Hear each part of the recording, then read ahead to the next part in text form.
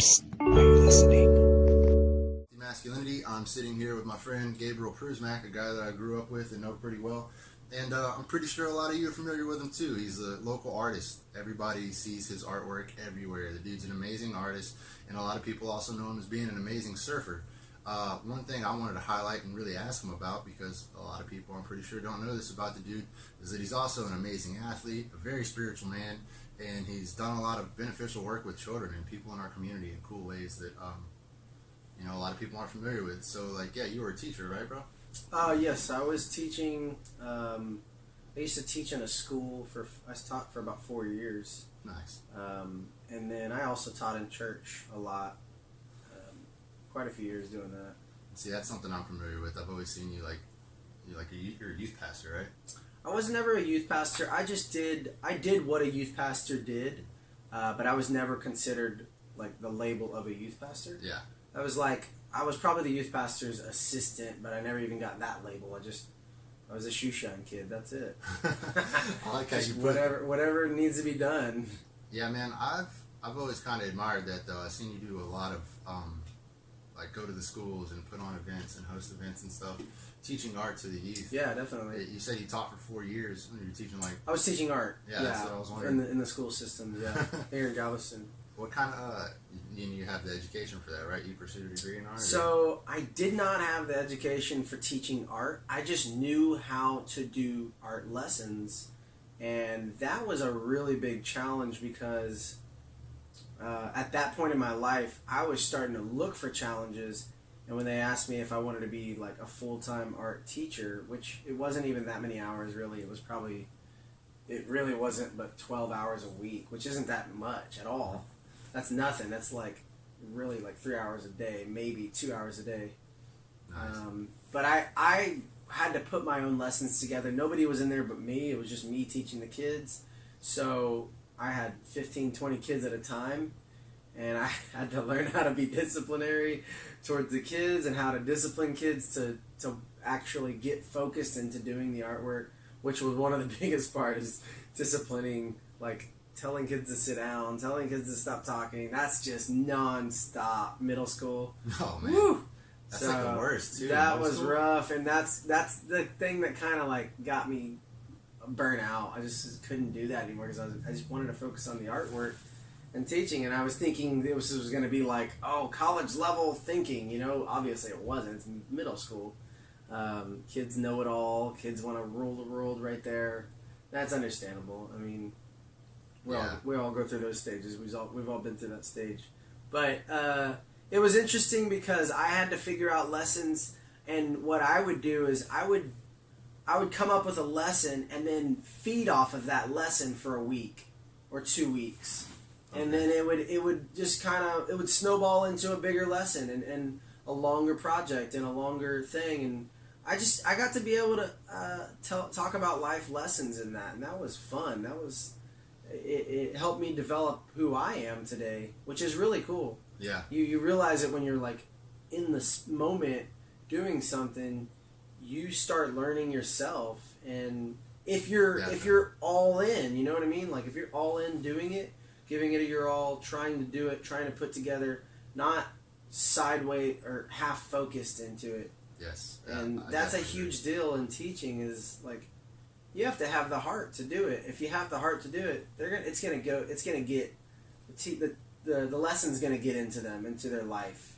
And they're going to figure it out, and then they're going to want to do it because they're going to see something that comes out of you, Yeah, man, I totally agree with that. Teaching yoga, I see the same thing. The more you get involved with a student, the more you get involved in a session or a project with a group, the more you really understand your own limitations and your own levels in that area.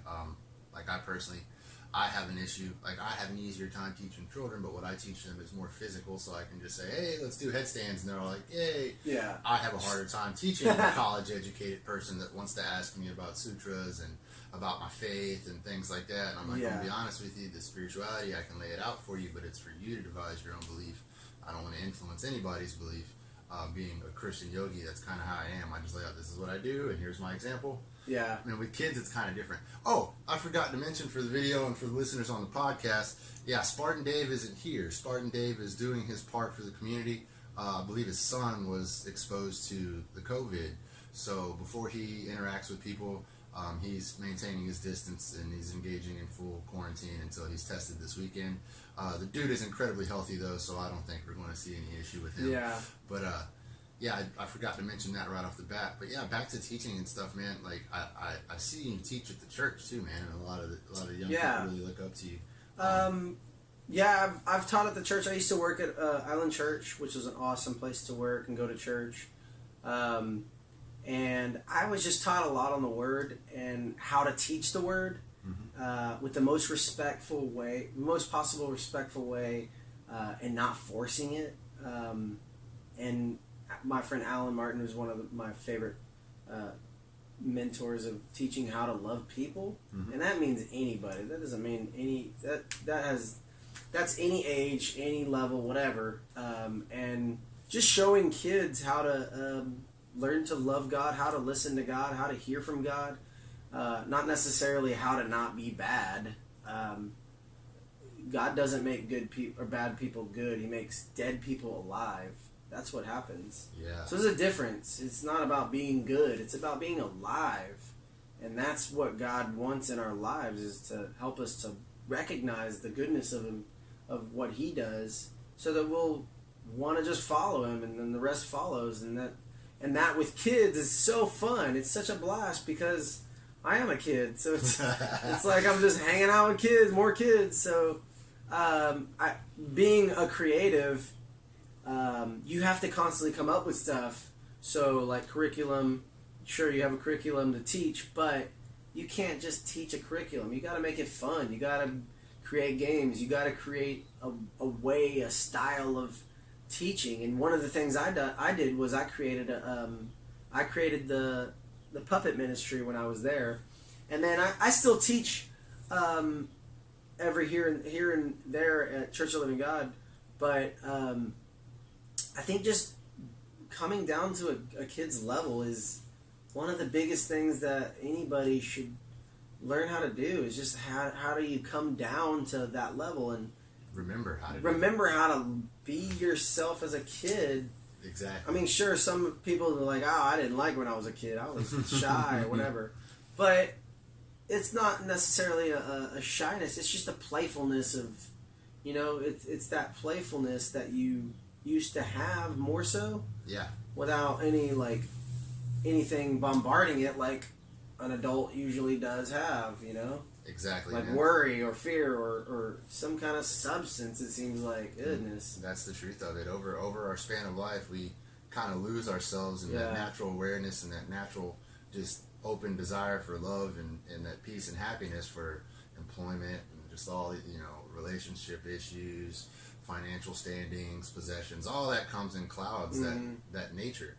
And that's like, I always think it's funny, people have asked me if I've ripped you off or something because you use in your artwork and in a lot of your social media interactions the statements of be free and love big. I like to say be love, but it's really along the lines of the same, notion. I mean, they're all words. Realize your true self and live to the If you fullest. say be free, I don't care. That's the message being sent. That's Exactly. all it is. It's the same thing, and I was kind of like, man, I kind of stole that from an old Indian Swami that I heard some stuff from, and my pastor even says be love. So be love isn't really like, you know what I mean? I'm not putting it anywhere. It's actually on your shirts, which is pretty cool. Yeah, be free. Be free. Jesus told me that in prayer. He said, "I set you free." He said, "Just be free."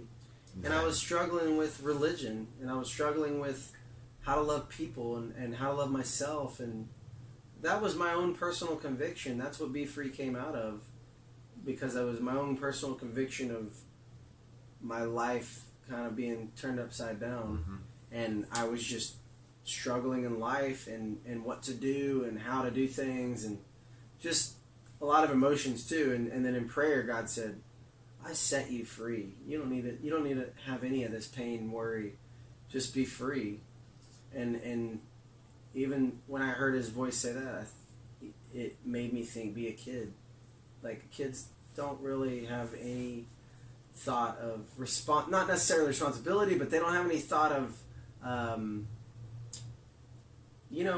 guess that is responsibility, yeah. But I have responsibility. I like to say I'm an adult, but I'm irresponsibly responsible, you know? Like, I have a balance. I know I need to pay my bills, sure. I know I need to say the right thing at the right time, the right place, right time kind of things. But in the majority of the case, I'm free to do and be who I want because God made me who He wanted me to be, you know? Exactly. And, You're not imprisoned by desire and responsibility. I am a child of Christ. That's why. That's one of the biggest things is who you are in Christ that's your identity. And that's your identity if you believe in Christ. I believe that. I believe everybody can be in Christ and have that identity. And I believe as well, man. That's something cool. I got a lot of people, I know a lot of friends that listen to this podcast are Buddhists. So this guy is a real Christian. But and Buddhists are awesome people. What I was just going to say to them is I understand that they need to understand that they just heard this Christian talk some pretty deep Buddhism. Oh, okay. I didn't know that. There's a Zen concept of effortless effort. Yeah, you know man. I mean, you're not struggling to get anywhere. You're just getting there. You just want to get there. And that's what you preach a lot with the be free. And I hear it and I feel it. It's just simple life. It's not complicating. We like to have drama in life, and I understand that. We all, in some sort of way, like, look for drama for some reason is weird. I don't know, but I feel it's our conditioned nature. Thousands of years of doing it's a the negative. wrong thing. Yeah, that's human nature. Human nature goes. You don't ever have to teach a kid how to lie. He lies right without. That's the human nature. It's deceiving. It's deceptive. It's self, and selfless is bigger. Self is what it is, man. It's the preserving of this concept. A kid, you don't teach a kid to lie, but a kid doesn't want to get in trouble. Doesn't want to be seen as a liar or a problem starter. So he will say, "I didn't do it," just because he has an image that he's protecting, or she. But yeah, man. So I really dig that. Also, like, I want to jump into the next segment. I want to bug you about surfing. Everybody knows you're a beast on the water, man, but you're also a pretty awesome CrossFit athlete. Oh, thank you. You've competed in, like, I know just recently you smashed the surfing competition, came in first. So, and then you came first at a CrossFit competition. The Saturday, it was in February. It was a Saturday that me and my team had a CrossFit competition, and we had 3 workouts, and then we tied for first, so they had to go back into the second workout, and we won by 6 reps. Nice. So we beat the team. We won our division, the men's division, which was second. It was a lot of out of towners. Was it Kima? I think it was. I couldn't remember actually. I think it was somebody from Houston. Because that's where Spartan. I just don't remember. Spartan Dave goes to CrossFit Kima, and he was wondering. Kima has good CrossFit athletes actually. Yeah, he was like wondering where they placed. It may have been, man. They were CrossFit athletes I'd never seen before. Yeah. So I was just like, where are all these people coming from? But it was because of a guy that had started this big competition that was going all over the U.S. Yeah. So they were following that. So they were coming from Austin, Dallas, and Houston. So there was people from all over the place that I'd never seen in my life. So yeah, and you beat all those people. It was pretty awesome. And after a CrossFit competition, you're sore. You're done. Like, you need a couple days of like just. I can believe it. A recovery. But so that evening, I went to go eat with everybody, and we didn't party. We just went to eat tacos. That was it. But we celebrated. Let's just say that we celebrated, and then I had to go to Matagorda for a surf contest that evening, that night. Kind of got there at like 11 o'clock at night because I left late. And I had a surf contest, and I went to my buddy who rented a beach house, and then the next morning I surfed 5 different divisions, but I got first in 2 of them, and I won $500 with those 2 added up. and I was on it too. I was so on it. I had my vitamins in the morning. I was eating light the entire day. Every couple hours I was eating something light, fruit, some kind of vegetable, I had a little bit of breakfast because the breakfast was so important to me. I was like, I need some kind of good breakfast first. It was just a little bit of bread, but it was breakfast. Yeah. And I was like, I am determined to win this $500 because I'm only putting $100 into this. Or I think I put $150 into it. So I was like, I want to win my money and then some back. So, when you put something into it, you want to get something out of it. You were prepared to win. And I surfed probably, I think I surfed about 7 hours. 6 hours. 6 hours the entire day, spread out into 20-minute heats. So I surfed a lot, and I made 6 all hours on top of a CrossFit. I made, oh man, so that, and then I had to go home that night. So I mean, I was done for on And Monday. then you slept the next week. I slept. I definitely didn't work out the next day, that Monday. Yeah, that's pretty awesome. Is that Yeah. the same? I saw you so there's this video or this picture of you that's online everywhere. A few people have posted it. You're in the pink suit. I'm going to ask you about that. Just to wrap up this segment, I want to just mention this and ask you one more thing. But I'm mentioning you were in a pink suit. You got goggles on. And it looks like you're wearing a wig, surfing. That's an old picture. That was a picture from last year. Yeah. Yeah, that was at a surf park. Yeah. That was at in Waco. No, people do some pretty odd things, but that's pretty Yeah, awesome. why not? It was being a fun. kid. That's about being a kid. You That's just get to pretty dress good. however you want. Why not? Yeah, so one last thing on this segment, man, because I really wanted to touch on the teaching, and that's really awesome, some of the stuff you shared. But so you had no pedagogical tactic, no teaching experience. You just became a teacher. Like, how was that? Was that like a hookup, or as an artist already? People wanted you, or? I had a guy ask me if I wanted to teach an after school class, he was trying it out to see if I wanted to do it, and I did it, and I liked it, and I was just like, I don't even know, but there's this thing in spray paint called when you freestyle something. So basically, it's called you're improvising. You're freestyling. You don't have a sketch. You don't have anything. It's one of the most challenging things as an artist to do. Freestyle is like you're just gonna go up on the wall and do a whole piece in your head, and it's gonna look good. Mm-hmm. And you didn't even do a sketch. You didn't even know nothing. You're just picking colors.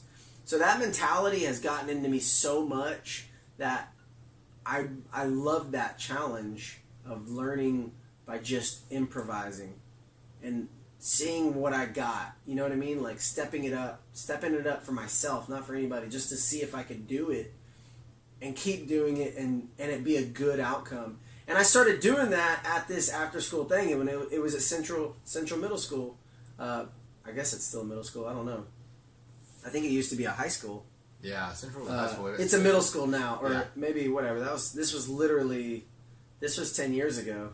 Okay. So yeah, I think it was a middle school. Changed a lot. So I started doing that, and then I started liking it. And they let us paint all over this wall, and they said, "Yeah, you can go crazy with the wall. Just teach the kids for an hour every." I think it was 2 days a week at that time. It was Mondays and Wednesdays, afternoon, evenings. And I liked it a lot, and the kids liked it, and then they helped me put a mural in there. At the very end, there was 2 murals, Nice. and they had fun with it, and sure, they were like, it was kind of like, yeah, you had to discipline and say, hey, don't do this, don't do that, stop talking so much, but I got over that after a little while, and then I just learned to love it, really. And then after that I started teaching in the church with the children, with the kids. I started helping. And so that's it just kind of domino effect. It just kept going, and I used to teach at the skate park. And we could talk more about that. But I used to teach. Yeah, actually, I forgot about that. We'll definitely get into that. But yeah, so it sounds like you've done a lot, man, and you just it fell into your lap. And I guess you mentioned earlier, though, you were looking for challenges at the time, so I guess noisy kids, challenge accepted, huh? Yeah, I think I learned in the Bible that you should be head on with somebody in challenges, and you should be mentored with somebody, and you should be teaching somebody. Mm-hmm. Those 3 things are vital to learning and to growing. Like, you should have that push with somebody else and pushing them. And hey, have you done this? Accountability. And then you should have that mentor that should be teaching you. And you should be writing notes and looking up. Mm-hmm. And then you should have that person you're just nonstop telling them, or they're wanting something, you know? And that's sometimes it's hard to find in people. That's very hard to find. And that's just something that I've learned through the Word, the Bible. I mean, that's just a great growing aspect. And I've always kind of had that, not necessarily with the same people all the time, but within the same friendships. And then at children's church, I would have some kids that really admired who I was and looked up to me, and then I'd be able to teach them. I'd be able to give them some kind of advice or gift, or hey man, it's not cool that your friends are treating you like that, or you know what I mean? Like, you should stick up for yourself and not, you know what I mean, be walked over, or you know what I mean? I give them my advice, and then I get advice from others, you know? So it's something that I've always thought and had in my head, like, that's something that has to be distributed, taken in, given back constantly. And see, that's perfect, man. It's actually really beautiful, and it's in alignment with the concept of this entire podcast and everything that we're doing with Healthy Masculinity. Right on. Because those are things. I actually had a yoga teacher one time pick up a Bible to share that same lesson along with the Yoga Sutras. You should be reverent and steadfast in your practice, always sticking with your practice, and you should aspire to share your practice with others and teach others, and you should always look to learn. There's always, it's a huge humility. It's a humility thing. Yeah, so you're understanding all of existence. I'm not the teacher. I'm not the top. I'm not the student. I'm not the bottom. I am me. This is where I'm at. Here's where I learn. Here's where I teach. And you get a more wholesome, healthier understanding. That's good. And that's something that men need to be aware of for other men, especially. I hate to see a lot of the times people our age, like we're getting to that age of adulthood. The people that mentored us are like old people. Now, you know, we're adults, as older some people. would like to say. Nothing wrong with that. But I notice a lot of people our own age don't really have much faith in younger people. If they don't have a kid, they're not really trying to help somebody younger. And that's something that humanity's losing, is the concept of just mentoring the youth, just helping somebody simply because people need help, and not because they're your responsibility or you are in a position where you have to help. Just because people need help. If you have it, you should share it. So yeah, man, I'm gonna just go ahead and wrap up segment 1 so people don't want to listen too long. Cool. You guys can go ahead and use the restroom, pause it before you step on to the next part of the... Wash your hands. Wash your hands. That's funny. Yeah, so...